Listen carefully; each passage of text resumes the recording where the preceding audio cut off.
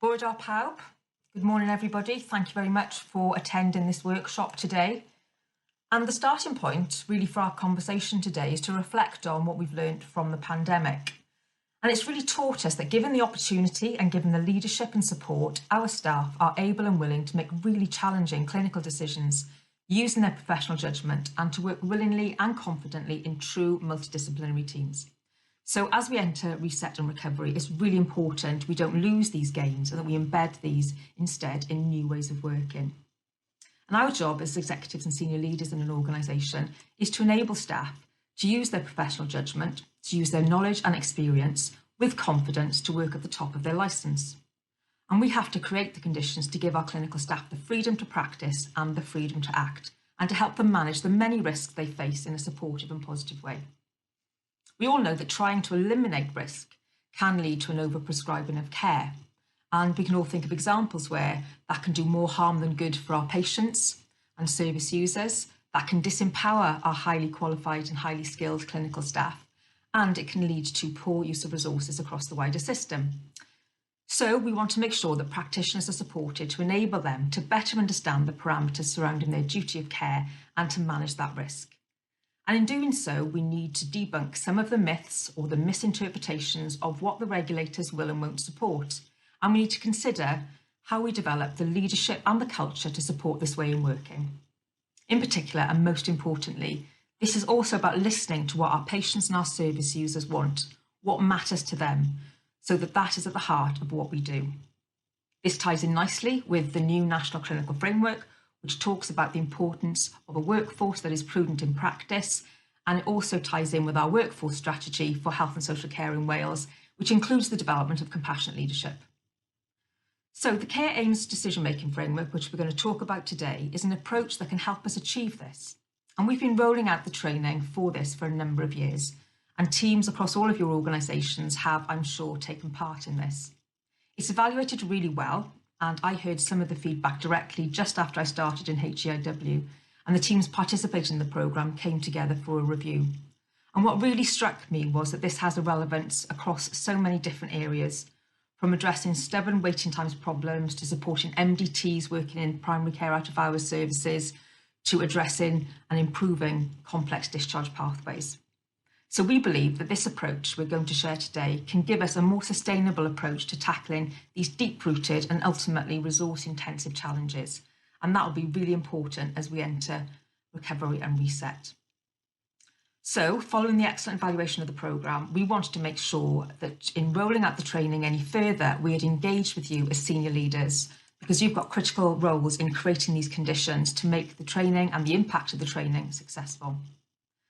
And in HEIW, we have actually recruited 4 more individuals across a range of clinical professions who will be trained and mentored by Kate Malcolm-S, who has been our partner to date in this work. And they will be available to work with your teams across your organisations to help roll this out. So today, we would like your input in helping to shape how we take this forward to make sure that we maximise this opportunity to support our workforce and to deliver the best possible care for our patients and service users. So diolch, thank you once again for attending the workshop, and I hope you enjoy. I would really like to talk a little bit, first and foremost, rather than about care aims, a bit like Alex did, talk about the strategic context and intentions, because unless care aims can be aligned to those, we have absolutely no chance of care aims being able to have an impact. And of course, you are all incredibly familiar with all of these. I mean, I've selected a few, and I'm going to particularly focus on the National Clinical Framework, just because I think it's probably one of the most recent, and also it probably does encapsulate for me, some of the synergies with care aims. My reading of it is, and this is quoting straight from it, it envisages that health boards and trusts take a population health approach to planning services, grounded in the life course approach. When it sets out how they should adopt service innovations and higher value clinical pathways in a way that fits their local context. So I'm reading that very much as local context. I'm also focusing or seeing a focus on a real shift to quality methodologies around quality and candor, which I think today we will be able to talk quite a lot about. And then, of course, the importance of using data, not just about our processes, but also about what matters to patients. Interestingly, Vaughan Gethin's message in the framework is don't wait to be told. This framework is your permission to act. So I guess my question is very much, are people going to hear and embrace the permission to act first and foremost? Where are you on that trajectory? And to some degree, what's stopping people embracing the permission to act? So are you very hopeful? Do you feel it's already happening? Do you think there's a real shift in autonomous practice already? Do you think that there's a lot of convincing still to be had?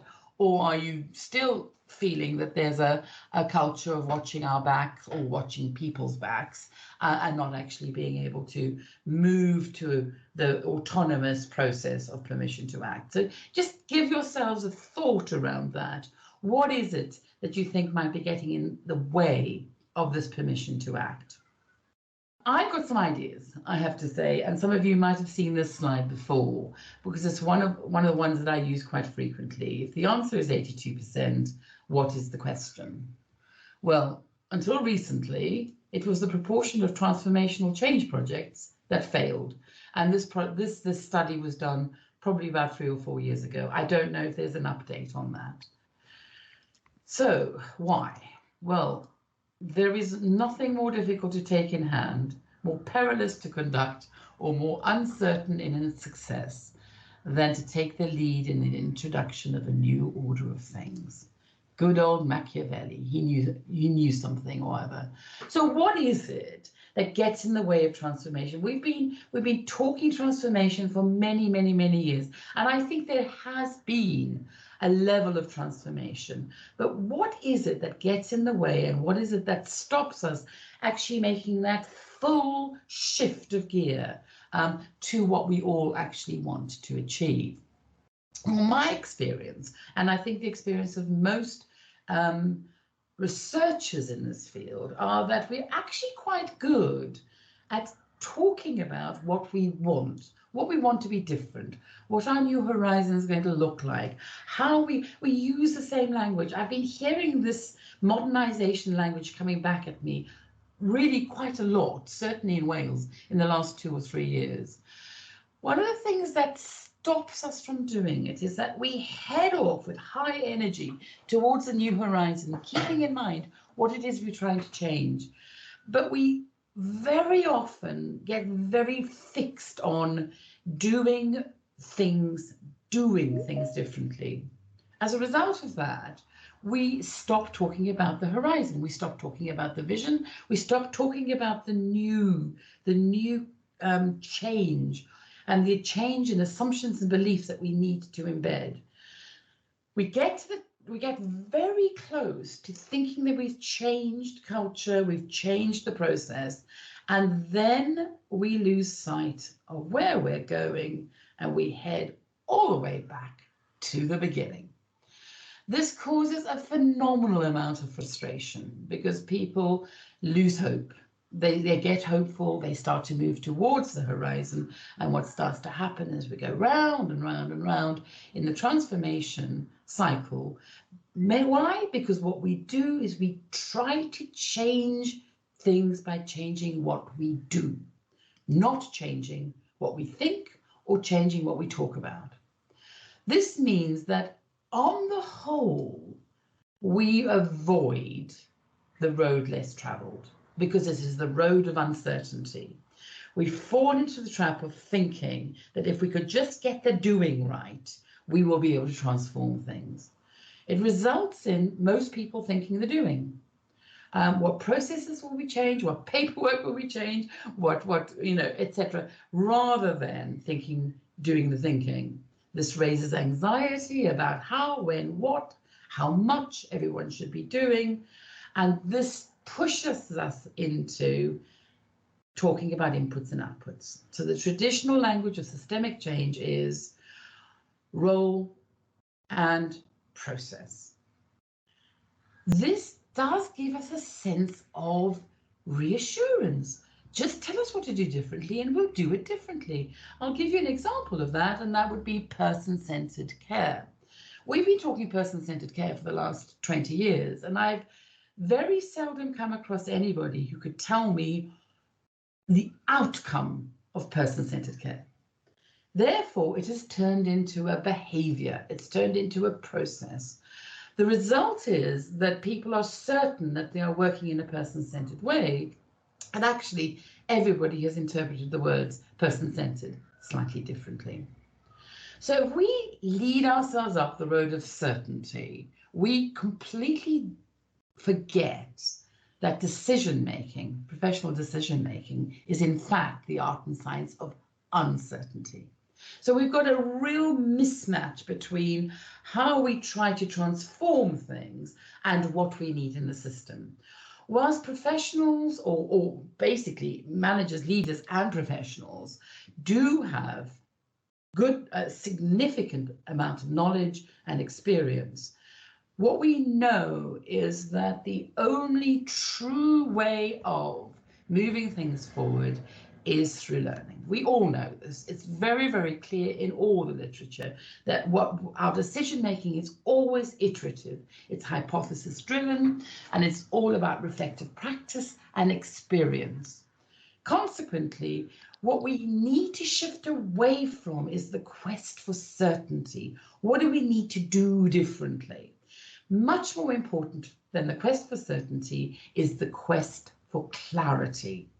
In seeking certainty and pinning it down in the belief that we will be basically able to direct people's doing and tell them that there's a right and wrong way to do things, we depersonalize decisions, lose reason, autonomy, and choice. And that means we actually lose resilience, because resilience is reason, autonomy, and choice are fundamental to resilience in the workforce, in the population, and in the processes.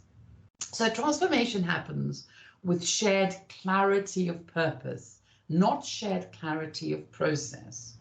We need clarity of why we're doing what we're doing. Our aspirational outcomes need to drive what we're doing, and we need an ability then to be able to say, so what we did it, so what we transform things. The framework, the Carians framework, draws on a large body of research that elucidates the factors that support optimal professional practice.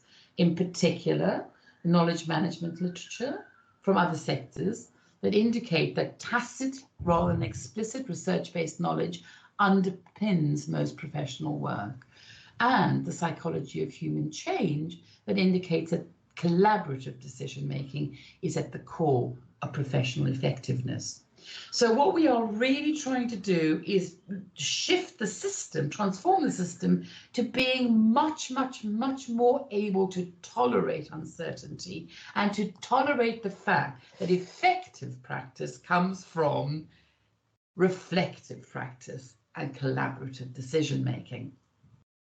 What it involves, it represents a significant transformation in culture, mindset, and expectations throughout the system. This involves using knowledge and expertise very differently, recalibrating the concepts of duty, risk, and need, repositioning the service user from a consumer to a collaborator. And when I say service user, I mean everybody. So everybody uses each other's services, and challenging governance methodology to ensure reflective practice is at its core. The culture shift needs to be from explicit knowledge to tacit knowledge, from prescriptive guidelines to knowledge management, from generalized one-size-fits-all implementation of practice guidelines to collectively constructed personalized mindlines. And this is really critical for person-centered care. We can't have them both. We can't have disease pathways that people have to fit into if we're going to be personalized in our approach to helping people, and away from hyper-rational approaches to evidence, to contextualize communities of practice that support whole systems learning and improvement. Now, this is a massive shift. And the snag, and I'm going to be the person who actually mentions the elephant in the room, the snag is anxiety. It causes a significant amount of anxiety. The not knowing, the uncertainty, is something that a lot of institutions and organizations find very hard to manage. One of the best books I ever read as a leader, as a manager, was Isabel Menzies Leith, Containing Anxieties in Institutions, and she means organizations, of course. And in her view, the success and viability of a social institution are intimately connected with the techniques it uses to contain anxiety. The nature of that anxiety is intimately connected to the primary task of the institution, and the primary task being the task it must perform if it is to survive. So if we're not careful, organizations push into survival mode. And unfortunately, the learning that comes out of survival mode is dysfunctional. So if anxiety drives fight and flight, which then drives denial and avoidance, defensiveness and resistance, what we end up with is people having to be told what to do, because otherwise what starts to happen is they disengage. And the only way organizations then have of managing this is to direct decisions. The alternative is not to get rid of anxiety, but to really embrace uncertainty, to make sure that everybody gets that we don't know. We don't know until we've tried. And consequently, what we then do is start to change our approach to risk, acknowledge the struggle around that, and allow for people to learn, gain insight, gain autonomy, and gain the willingness to manage their own anxiety, but also the anxiety of others. So the answer is to move away from role and hierarchy, because role and hierarchy are designed to create command and control. So the opposite is needed. We need uncertainty. We need to embrace uncertainty. Leadership teams need to become more comfortable and skilled at working with the unknown, which is better known as negative capability. We need to find ways to depersonalize conflict and focus conversations on outcomes, not on tasks, roles, or directives. We need to embrace uncertainty to unlock autonomy and support the workforce to create the solutions to complex challenges. And we need to accept emotions. We need to accept that they are valuable data, because what they do is acknowledge that people can find this really quite frightening. So what we can start to do is talk to people about the unknown, talk to people about how they're feeling about not knowing.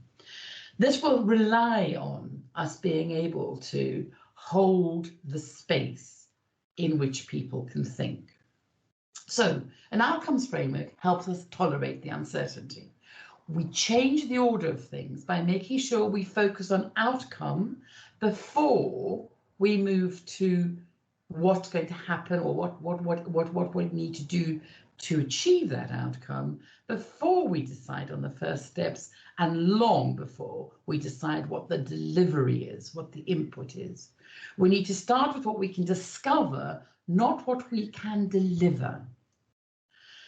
So the outcomes framework is different. You might not agree with this, but I would see the traditional focus, the traditional thinking being on patients and service users, problem-based reasoning to guide duty of care, condition and disease-centered outcomes, services responsible for inputs and outcomes, so the public stand back and rely on the services to deliver the outcomes, thresholds and referral eligibility criteria, delayed access to expert treatment. Whereas Care Aims is very much trying to focus on people in their lives, impact-based reasoning to guide duty of care, person-centered outcomes, people in control of their lives and responsible for their decisions and outcomes, collaboration across service boundaries and organizational boundaries, and early access to expertise and knowledge. The framework is a framework for decision-making and evidence-based practice that enhances negative capability built into the clinical process, a person-centered approach to collaboration around outcome, and a set of principles to guide complex decisions and ensure personal responsibility is retained to promote independence, autonomy, and the best possible outcome and resilience. It is not, and I just want to make sure everybody does understand this, it's not a service delivery model. It's not an approach to care. It's not a set of forms or paperwork. It's not an outcome measure. It's not a process to be followed. In short, you cannot do care aims. You can think care aims, but you can't do care aims.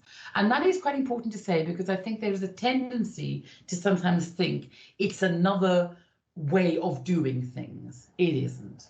It's not going to change the doing, it's going to change the thinking, which will then change the doing.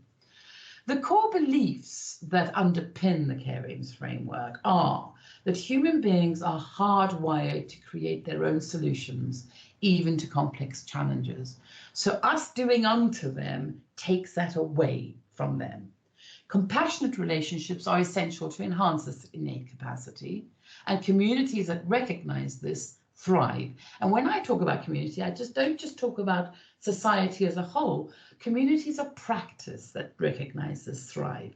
So the framework is there to enable teams, services, and entire organizations to become communities of practice that have relationships that will allow for each individual in that organization to, in fact, create their own solutions to complex problems.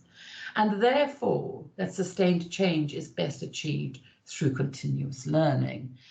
Now, in order to make that happen, we would all need to bring a set of values to these relationships that require us to be ourselves first and foremost, to be open, to be humble, to be curious, and to tolerate the fact that we don't know and that we need each other in order to get to knowing. That we need to think collectively and systemically, but act locally. That we need to share resources with the people who are best placed to act, and that's often the people most proximal to the people we call patients. To witness the strengths and capabilities of others so that we can build and grow their capabilities and support them rather than do unto them. To collaborate across boundaries and to really point out unfair. I think processes can be very helpful, but sometimes they can be very unhelpful and they can get in the way of relationship. And then critically, to design systems to support reflection and learning rather than to control. What we want to make sure, of course, is that we can ensure this this transformation is one of the 18%. So I guess to a large degree, if we're going to take true transformational principles here, we need to be sure that we all agree with and understand the strategic intentions. I'm not 100% sure. So I'm assuming the intentions are these: well-being for all, best use of all expertise and resources, limited intrusion in people's lives, i.e. supporting resilience, reduced health and well-being inequalities, which we've been trying to do for centuries, it feels like, confident and capable practitioners and leaders who are outcomes driven and have conversations about that, and a system that makes sound improvement decisions, i.e. around continuous reflection rather than around control and command and control. So if those are, and I can't speak for them, but that's what I'm reading into the intentions, who needs to change and why? So because fundamentally, unless we are clear about the strategic intention and really talk outcome, not output, nobody really can be committed to it, because they are going to be translating it according to their own life plan to a large degree. If people can be committed to that thing that is bigger than themselves, can be trusted to act with integrity towards that vision and be recognized for their contribution to that, then it's much, much more likely that this is achievable. So does everyone agree the change is needed? That's really important. Has everyone contributed to the vision and core ambitions of this shift? And if not, how can we help them to do that? And does everyone understand what good would look like? So this requires a massive shift in leadership, actually. It requires us to move away from the we decide the outcome and we will help you follow towards that outcome. Because to a large degree, that is going to push people into a hierarchical position. It needs to move to at least I consult you on the outcomes. But again, there's a tendency there towards giving choices and options around outcomes, but actually predetermining the outcomes. And make towards we agree the outcomes together, very clear about what would a good outcome look like, and then trust you to tell me what is needed. Now, this is really important because ultimately what you want is people at the coalface who can tell you as leaders what is needed to achieve the outcomes. If we get to that point, we're going to have ownership and responsibility for the outcome in the workforce, and we're going to have autonomy and control sitting not just in the workforce, but also, interestingly, in the public at large. What we know works best is where we need to go next. So in the sense of, if we really want the outcomes I've just identified, if we want well-being for all, if we want people to start looking after themselves and to take control of their lives, what works best? Well, the type of intervention that works best, interestingly, is informed self-help and targeted public health programs. Those work best. The other interventions should be there to support that rather than to usurp that. So what we really want to recognize is that the effectiveness, we need to be driving towards effectiveness in terms of being able to make this happen. Consequently, what we need to recognize is that proximity of intervention is also really important. If we can get people, the people who are most proximal to the people who need help, if we can get the help to those people, the likelihood of that intervention sticking and improving things and changing things for the better becomes significantly higher. So effectiveness in terms of proximity is almost always closest to the patient. What works best as well is that therefore the people closest to the patients need access to expertise at every transition. So what you need is that your expertise is dotted throughout the system, not in silos or in tiers. You're looking for circles of support and well-being that mean that your experienced and competent and licensed practitioners are there to support everybody in the system, not just patients. Consequently, what you then have is a real building of circles of support and well-being across the system, not just in individual patients. And you get what Susan Pinker talks about as the village effect, which we know from evidence-based point of view is probably the single most useful shift or most effective shift in people's well-being and in their health. What gets in the way of collaborative proximal interventions? Well, it's very much around beliefs and assumptions about need.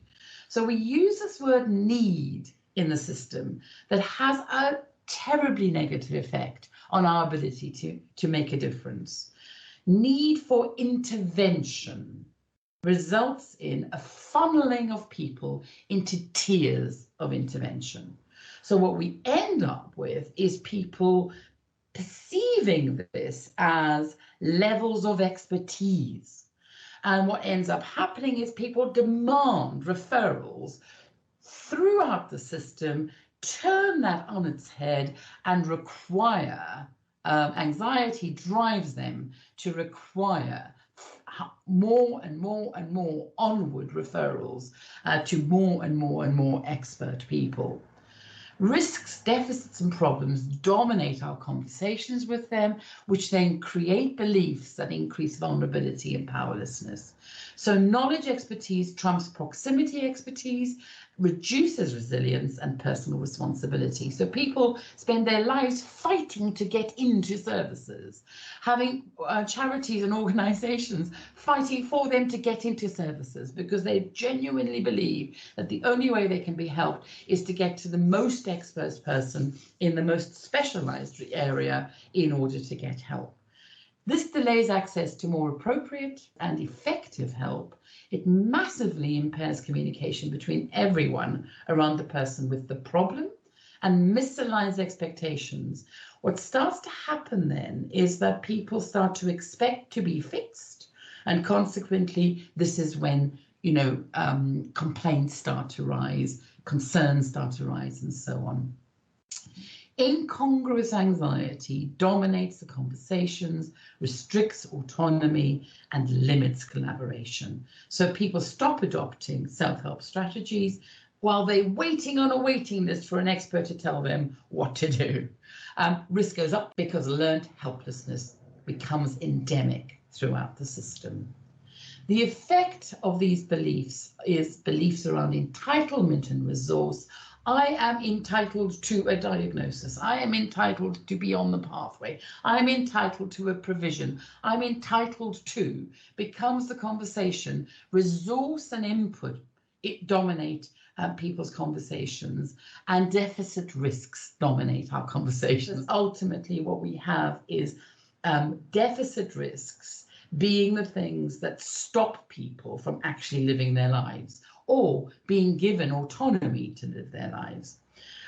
What I would call the eagles and swallows phenomenon dominates the conversations, which is that everybody's so bothered about the speck in the sky that they misperceive, any bird in the sky as a dangerous bird, and consequently anxiety goes up, need-based decisions go up, and the worried well start to dominate the provision. We know this as a phenomenon. We've known this as a phenomenon for a very, very, very long time. We've tried very hard to get equity of provision, but because we've taken a deficit model or a deficit approach to equity, i.e. we need to improve the individual's height in this example, what starts to happen is we create anxiety in the worried well, and in fact they are the people who are most likely to get the resource rather than the people who are most in need of the resource. This phenomenon means that we have people whose life expectancy is no more than 50 in Wales, and obviously people whose life expectancy is over 100. We've all been grappling with this for many, many, many decades, but this middle picture is not the ideal picture. The reason for that is because it creates anxiety in the person in the mustard trousers, and the person in the mustard trousers is the most resilient and the most capable person who then demands help when in fact they could quite easily self-manage. Of course, when they do fall off all those boxes, the likelihood is they're going to blame you and not themselves. The organizational traps, therefore, because we use a deficit model, we go into criteria and eligibility, heuristics and directives, threats and processes and targets and restrictions in order to protect the organization from the demand and also from the reality of that demand. So if we could just try to shift our thinking to the notion of expertise being located in secondary care, in secondary community, in secondary care and tertiary care, we might start to shift our budget away from secondary care, much more towards a preventative public health, primary care, population approach. Ultimately, we spend far too much money on saving lives and extending lives, and we spend almost no money on improving lives. So what we really need to shift is the public's perception, but also everybody else's perception of location being the same as expertise. Fundamentally, we need specialist expertise throughout the so-called tiers of delivery, and people need to feel confident that they're getting just as much expertise from their public health practitioners and their GPs as they are from their secondary care consultants and from the tertiary care consultants. The key to that is that everybody in the system has access to that expertise, not just patients. Everybody does.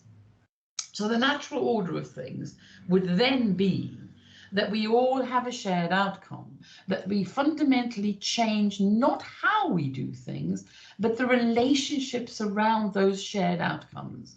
So ultimately, if Mrs. Jones is going to go home and shuffle up the stairs, how are we going to support the relationships with the people around her to stop her from having her liberty curtailed, if that is a choice that she's making? The relationship elements are significantly more important than the operational elements, but they will ultimately become very important because we need a workforce who can nurture those relationships, and we need an organization who will put in place the communication infrastructure, the knowledge and the resources to actually make this happen.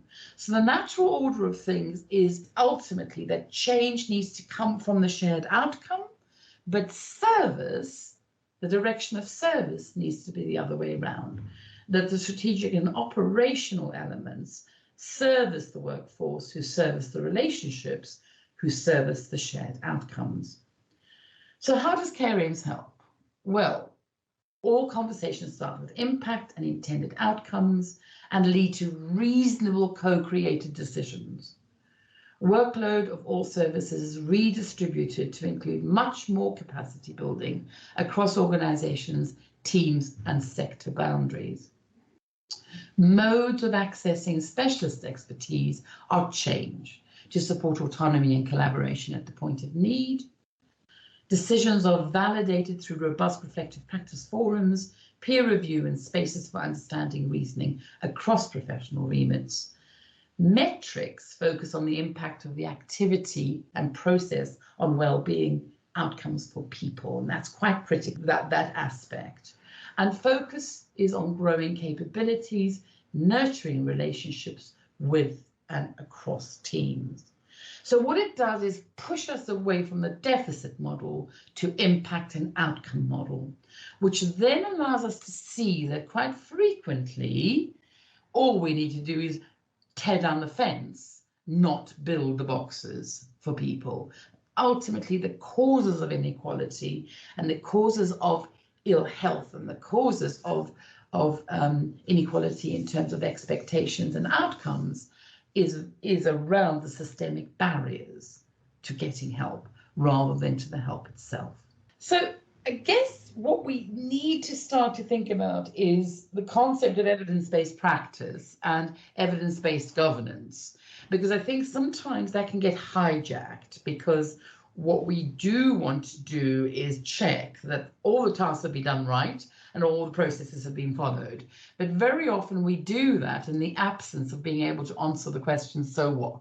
So what we change the behavior, so what we change the behavior, the processes, so what we became person-centered, so what we did co-productive thinking, so what? Did it result in the intended outcome?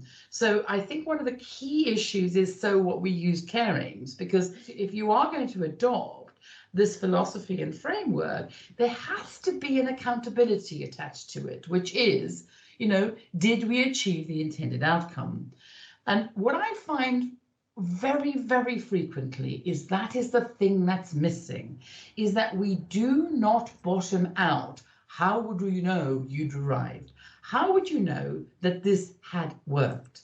And over the years, and particularly, I've taken this from my work in Wales. So I've probably been working in Wales to between 4 and 5 years, all of the work that we've done has resulted in a number of public intended outcomes, although there hasn't been as much of the patient voice in there that as needs to be. So we do need a lot more of that. But what is it that they would like? How would they know we'd achieved the outcomes? How would we know that they had actually arrived at the outcomes they wanted? Then a whole lot of workforce intended outcomes, and we've done a huge amount of work on those. What is it that, what would good look like for the staff and for the workforce? I'll give you some examples. Our patients' outcomes will be better. We'll be feeling confident in our own reasoning and ability to learn from our practice. We'll be confident in all our strategic decision makers.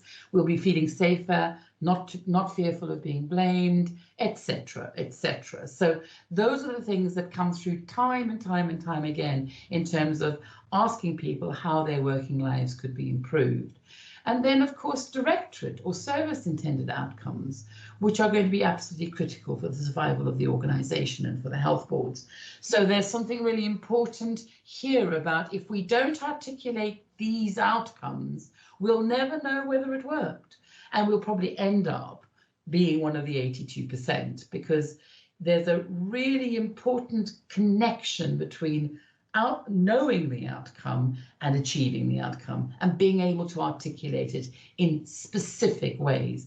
Why? Because then we can select the measure needed to make sure that we are not just implementing another way of doing things. What we are doing is changing a culture. Implementation goes with a whole lot of thinking around process and task. And it's about how on earth do we pull back from that? So I want to ask you the questions. Does your current intelligence help you make effective governance decisions? What are the decisions you're trying to make? Are they related to, are we achieving these outcomes? Or are they related to, are we following the process? What evidence do you have that your interpretation of the data, even if the data are useful, what evidence do you have that your interpretation of the data is sound? Because data in and of itself does not give you meaning.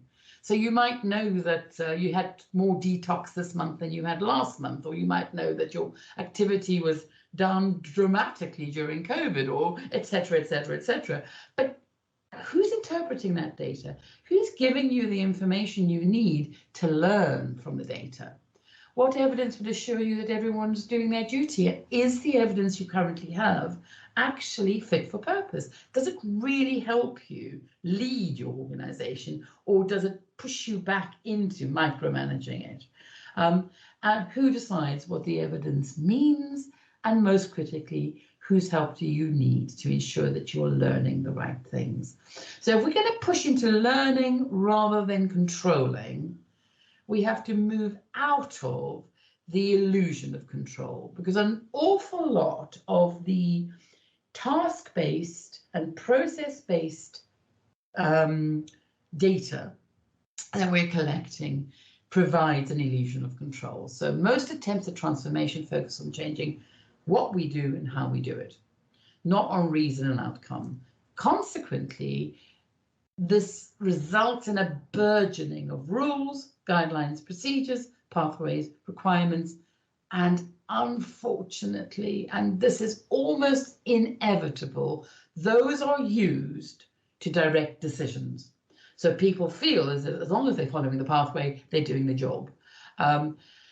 Applying a command and control paradigm to person-centered decisions reduces decisions to algorithms, stops thinking, and breeds apathy. So it is absolutely impossible to use a command and control paradigm if you are being truly person-centered. It just simply cannot work. And so what you end up with is people doing their job because they know that if they don't, they're going to be hauled over the coals. And consequently, you can train them in person-centered planning all you like. It's not going to happen.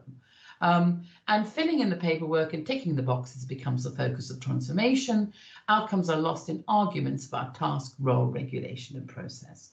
So if we can't shift away from those, and if the change is not measurable in using those things, what are we going to measure? One of the people that changed my approach to this most was a man called Jack Welch, who's still alive and still on Twitter and on LinkedIn and all kinds of other social platforms. That he was asked by the government to go into General Electric in 1985 to see if he could get them out of liquidation. In essence, they were on the verge of bankruptcy. And this is probably one of his most quoted quotes. Companies have no time to tell people what to do in fast-changing markets. The solution is to train them to think for themselves. Now, you need to consider the fact that he was dealing with a factory. He was dealing with components that all had the ability to standardize to within an inch of their lives, and so on and so forth. This was what he was saying in 1985. And yet, in the health service, we are still trying desperately to tell people what to do rather than rather than let them think for themselves. One of the real bonuses of professionally registered people is that they are meant to already be able to think for themselves. They don't need to be trained to think for themselves. They need to be enabled to think for themselves. Now, I know you know this stuff, but unless we really think about what we're governing, we are going to default back into governing that people are using care aims, for example, which isn't going to work again. So what I'd like to ask you to think about is how letting people think for themselves impacts on your well-being. Does it raise your fear? Does it leave you fearful that they're all going to be mavericks and thinking different things? Think about what? How do we know that they're thinking the right things? This is what starts to happen in people. They become very anxious and go, well, it's fine that they can think for themselves, but what if they think the wrong things? And of course, that's a reasonable question to ask. But instead of saying, well, how do we govern thinking? How do we govern decision making? We go into, that's in the too hard box. Let's just tell them what to do. So what evidence would convince you that you and your staff were doing your duty becomes a very important question. Doing your duty, not doing your job. And doing your duty, I would imagine, needs to be achieving these outcomes. So doing your duty will ultimately result in these outcomes. And that's tough. That's really, really tough. So what gets in the way of evidence-based assurance? Beliefs and assumptions about what makes a decision a good decision. And I think if we can really pull above a very old-fashioned Newtonian approach to science, I think there's a really good chance we could start to shift this culture. And that is because we have to go back to the fact that decision making is inevitably going to be subjective. So where does the good decision start? Well, on the whole, a conscious decision, unfortunately, starts far too late. On the whole, a conscious decision starts with a formulation. I need a car, I need a holiday, I need a wife, I need a husband, I need a baby, I don't know, whatever it is, I need a laptop. It starts with the formulation. It starts with the formulation of need. All the stuff that comes before the formulation is unspoken most of the time in adults, and all the that comes before the formulation is often unconscious. Consequently, what starts to happen is that in health in particular, the formulation becomes prescribed. So it becomes almost the diagnosis. The diagnosis then becomes a prescribed set of options, and what we end up with is the old PDSA cycle. The old PDSA cycle, plan, do, study, act. Plan, do, study, act. We don't start with planning. Decision making has to start way before planning. Plan has to come like 4 or 5 steps into the decision-making process. So if we are not careful, we frequently make decisions that start in the wrong place. They start with a pre-prescribed formulation, and that's particularly true if we follow guidelines in a slavish way, because what starts to happen is patients become their diagnoses, and consequently we fall into that very, very problem-based thinking loop. The logic models don't really help either, because the logic models tend to start with inputs, then move to outputs, and then move to impacts or outcomes. But what's missing in the logic model is the intended outcome. The intended outcome has to come first. Intention is the basis of the care aims model. Care aims. What is your aim? What are you aiming for? Why are you doing this? What's the point? So if we go and if you look at any of the decision-making literature, you will see that most of them talk about the fact that these 2 stages get hijacked by processes, procedures, and guidelines, because what they do is pre-formulate the patient need, the person's needs. The system very often pushes people down that process because actually it looks as if it's time efficient. So just bung him on a pathway and get going. Okay. But of course, what we know is that good decision making, whether you want to go on a holiday or whether you want a car or whatever, has to start with why you want a car, the meaning of car, the meaning of holiday, the meaning. So ultimately, understanding the desired outcome will determine the information you gather. Many, many, many diagnostically driven pathways start with information. Let's get the 5 Ps. Let's look at the case history. Let's look at the symptoms. Let's look at the process, and then let's formulate a need. But actually, what's missing in that is the desired outcome. So what Kerens is doing is putting that bit back into the decision. All the rest is beautifully there. You don't need to change it. Don't fix what is not broken. Unfortunately, what is absent very often is the beginning stages of good decision making. The desired outcome, the patient's meaning, the information that's going to help formulate what's going to meet the desired outcome, not what's going to meet the problem, what's going to fix the problem. So that shift away from deficit model. Therefore, better decisions come from shared understanding of personal impact and aspiration. So if people are going to think for themselves, we need to know that they're thinking outcome, and they're thinking outcomes with the person whose outcome it is, the personal impact and aspiration. So there's something really interesting about the decision-making process. If we can focus on the personal impact and aspiration, we then start to recognize that we can only do that if we form the relationships, and the relationships are built on effective conversations. So if the culture is going to change, what's going to need to change is the conversations we have with each other. The conversations do not need to be about input. They need to be about aspirational outcomes. And what people have told us, what patients have told us across the UK, is that their outcomes are different depending on where they are on their journey, not on our journey for them.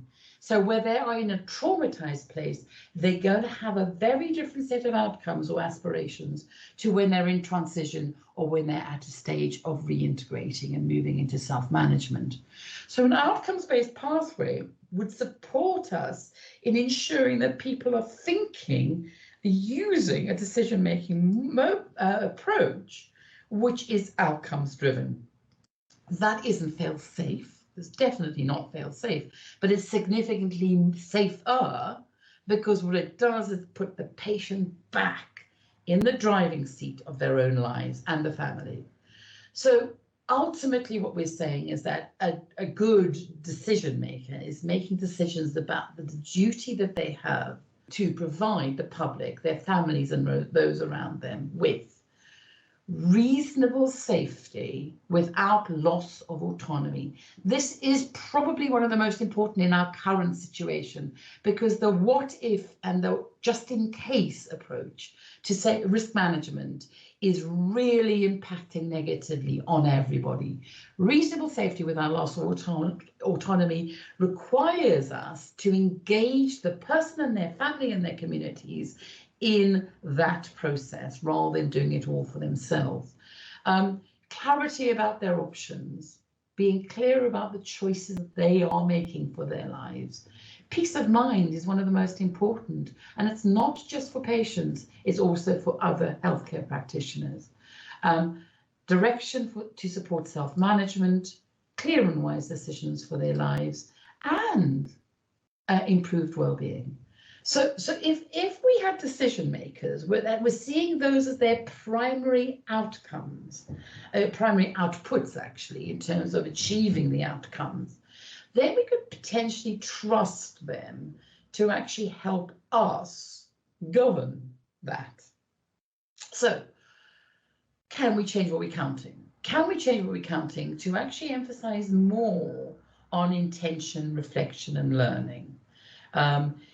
Assurance and accountability is much more useful than governance and control. The intention is reflection and learning, not controlling, but we do need to collect different data. That's really, really important. We have to start here. Did we reduce risk and impact? Did we improve lives? Did we increase well-being?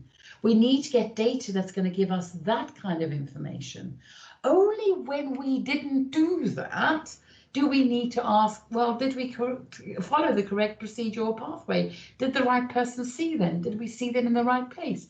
Did we see them in, at the right time? And only then, if that hasn't given us the answers, do we need to ask, did we do the right tasks, follow the right plan, deliver the service? What we know, interestingly, is that this is almost always done very well. Not always, but very well. The doing, the task, gets governed to within an inch of its life. The technical task is something that we focus on hugely in health. We educate people to do that task really well, and they have a lot of pride in doing the task well. The issue is that very often they're doing the wrong task. It's not that they're doing it wrong, but they're doing the wrong task, because what they haven't done is really understand which task is going to actually achieve the outcome. So I guess my challenge to you is whether or not Care Aims can help build an intelligence framework for you as an organization. I guess, we have to build this together. There's no way I can build this for you, but what data do you actually need to build that intelligence framework that will help everybody understand the data, that will help everybody learn, will stop knee-jerk reactions to adverse events, and really make sure we only change the things we need to change. Babies and bathwater tend to come into mind here, because there's a tendency for a kind of a one-size-fits-all response to adverse events.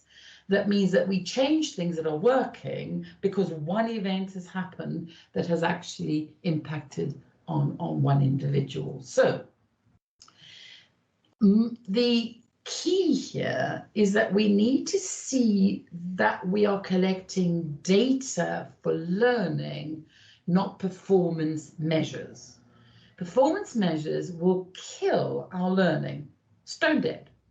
We need to recognize that we need to collect facts, not create fear. So the facts should not be creating fear. If we want people to exercise duty of candor, we simply need them to know that if they give us the facts, they are going to be supported in giving us those facts and not blamed. Understanding, not blaming. I know this is tough, but it's really critical, and developing, not changing. So one of the groups said earlier today, change is not an event. It is just continuous development. And if people could see it as continuous development, it will stop this notion of change being, a one-sized wonder, so to speak. So if we can do that, we have to then, and this is going to be tough, get rid of targets, get rid of league tables, get rid of directives, and get rid of zero tolerances. Because the minute we put that onto people, we stop them from thinking. What they end up doing is simply watching their backs. If every pressure area has to be reported to the Welsh Government, I promise you people will be focusing their care on stopping the pressure area rather than meeting the patient's needs. And that's really, really important to say.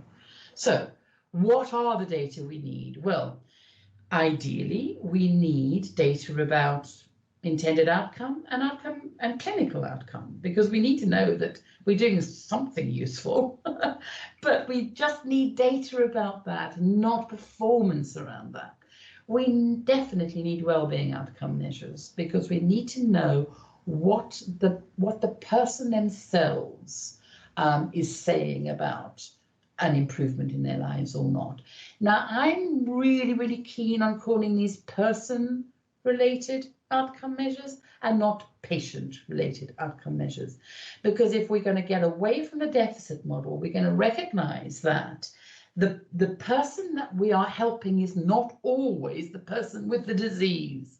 We're often helping a GP, we're often helping a practice nurse, we're often helping a family member, particularly, for example, in dementia. We're often helping a community therapist. The person's well-being needs to be addressed, not always just the patient's well-being. So if we could get away from just patients to people, it would make quite a big difference. And then, of course, we need some process measures. We need to know how people are experiencing our services, and we need to know how people are experiencing the process. Not necessarily to change it automatically, but to understand the impact it's having on people's lives and on their well-being.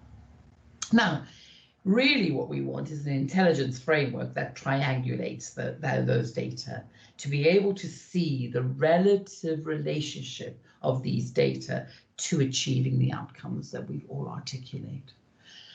The measure itself will have to come second, not first, because what we have to know is whose outcome it is, whose formulation it is. So if we're saying, how are we going to get well-being into our staff groups, who's formulating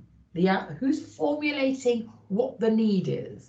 Therefore, we need to pick the thing that we're intending to change. Let's just say we think giving people access to more parking would improve their well-being. Well, then we need to measure parking, accessibility of parking. But it's quite important that we always start with whose formulation it is and whose outcome it relates to. Once we've done that, we can select the measure. But we're selecting the measure based on the outcome, not the other way around. We're not just blindly collecting outcome measures for the sake of collecting outcome measures and having absolutely no understanding of whether those outcomes are the outcomes we intended to achieve in the first place. So in short, we need to govern reasoning, not doing, to ensure the clarity of vision and outcomes, so everyone knows the reasons for doing things and can change what they're doing if it's not achieving the shared outcomes. So if you've read Gung Ho, which I love, he talks about the wisdom of the squirrel, because the squirrel knows that there's a winter coming. The squirrel has an absolutely focused approach to burying enough nuts for the winter, and is very, very clear about the outcome, very, very clear about the outcome. But then what we have to do is move to allowing the beavers to get on with building the wall. I know I'm mixing metaphors here, but so does he. Trust is critical to ensure candor.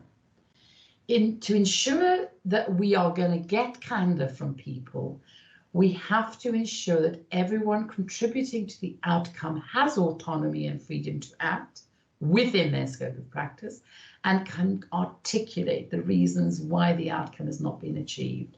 So it's not just a case of the outcome was not achieved, that's a performance management issue. It's the why the outcome was not achieved, because very often it's not going to be achieved. We have to know that. There's always going to be uncertainty around outcome. So that's recognizing. So the point about the beaver is that every beaver knows where they're going to build the wall, but not a single one of them tells another beaver what to do. All know exactly what their role is in achieving the same building of the same wall. And this is the key. Let them get on with it. As long as they know where they're building the wall, let them get on with building the wall. And then the last thing is assurance, not governance. The intention is reflection and learning and not controlling. So this is very much about the spirit of the goose, because the wisdom, I don't know the spirit or the wisdom, but ultimately we know that we cannot do this alone. Everyone who is helping us achieve the outcome has to get the recognition and support that they need to keep going when the going gets tough.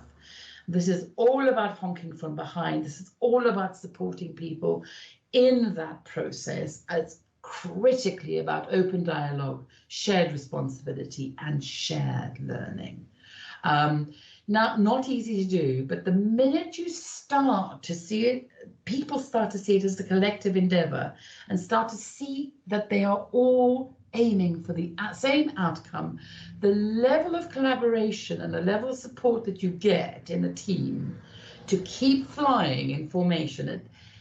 Flying in formation for geese, I think it's something like 71% more distance they can fly if they fly in formation than if they fly alone. And I think somewhere we have to recognize that no single individual can actually achieve any of these outcomes. It has to come, as a collective. Even if it's just a doctor and a patient, no single individual can achieve the outcome. So why Care Aims? Well, Care Aims simply does that for you. It's reflective practice in situ. So it's a clear way of evidencing duty through reflection on effectiveness around person-centered aspiration. So it simply takes that data, collects it for you, and goes, there we go. You know this person's reflecting because this is what they're reflecting on. Recognizes the need to review plans. So what it's recognizing is uncertainty. It's recognizing that you'd never know whether you can achieve the outcome. You never know whether you will achieve the outcome, and you're not expected to always be right. But when you're not achieving the outcome, you will change your mind. And that's quite critically. You're using practice-based evidence to continuously reflect on your own effectiveness. It helps refine and adapt formulations of need very, very responsively, and therefore it helps with open dialogue around reasoning, not doing. So it allows the person, the patient themselves and their families to understand that you're not necessarily going to be right, but that you and they will monitor that, and quite critically, you will change what you're doing if it's not working. It's simple as that. So Care Aims framework enables everyone to show their ethical workings out, so they can account for their decision-making and actions in common law. So it is important that everybody gets a chance to say, this is why I did or did not follow. This is why I did or did not discharge this person. This is why I did or did not allow Mrs. Bloggs to go home, because this was my reasoning. And consequently, it gives people significantly more capacity and capability to tolerate uncertainty.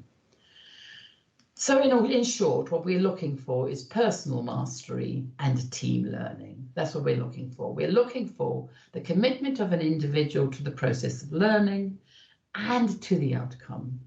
It's really important to develop a culture where personal mastery is practiced in a daily life. And I mean, clinical practice absolutely gives everybody that opportunity. There must be mechanisms for individual learning to change organizational culture. Reflective practice, case supervision, case review have to be at the center of practice and have to be really strongly valued. But ideally, it needs to be done in groups. So team communicating, sharing understanding, sharing meaning. There needs to be clear structures in place to facilitate team learning and sharing of knowledge. Now, we often say we haven't got time to do that. We haven't got time not to do that because there is so much waste attached to simply making knee-jerk reactions about what people need and having to undo an awful lot of stuff before we get back to doing what was needed in the first place.